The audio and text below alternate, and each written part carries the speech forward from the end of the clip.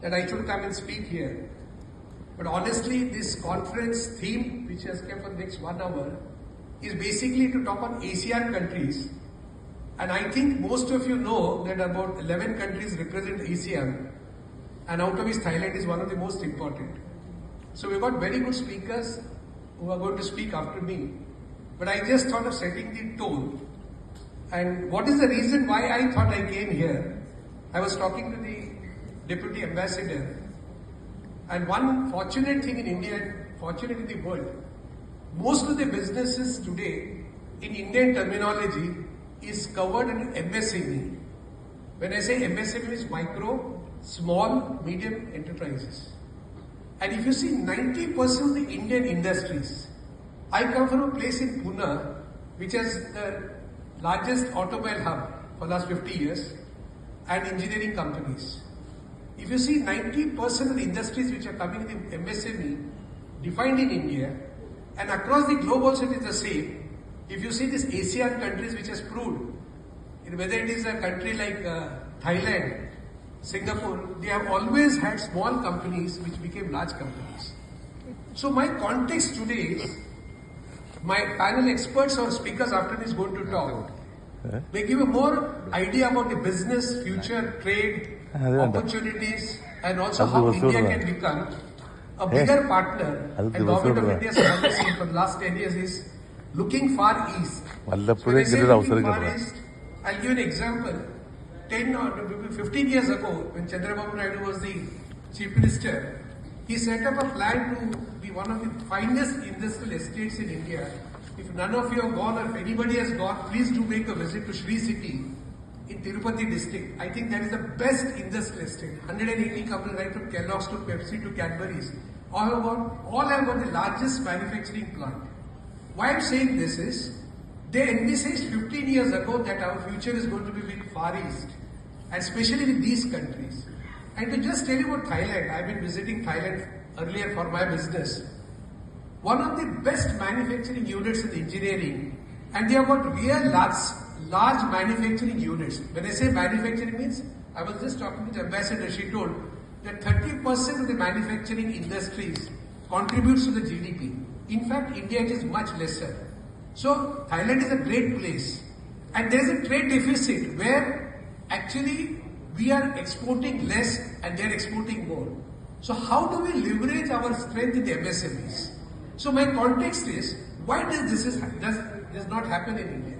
One of the factors is, with my experience and talking on several forums, MSMEs mostly are confined to their own thought process.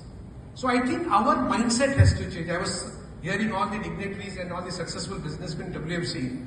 One thing I came to know in this forum today from morning, that our mindset has to change drastically. There's a big transformation required for us. Two things which I want to say to the Indian community here, and especially the Malayalis, that one area where we have to bring a change is basically we have to scale our thinking. So we have to scale businesses. What we saw 10 years ago in India and today, we are on a different exponential level of scalability. Whether we talk digitalization, manufacturing or services. I belong to supply chain fraternity in business, working with large American multinationals in India. I cannot imagine that what is the change that is happened in supply chain in terms of growth, in terms of warehousing, in terms of logistics, and in terms of all the trade that has happened. So how do we actually take advantage of this platform is, I think we have to go with a fresh mindset to scale our thinking.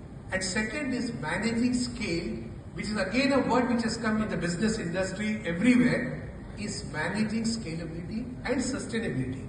When I say sustainability means, I was just talking to the experts now and to the guest, that today compliance is becoming a very big issue. Most of us are doing business, and especially I'm sure that Thailand also is a part of it, that exports become very easy till yesterday. But in the years to come, it will be very difficult because compliance will take a very big hurdle in the business terms. I'll give an example.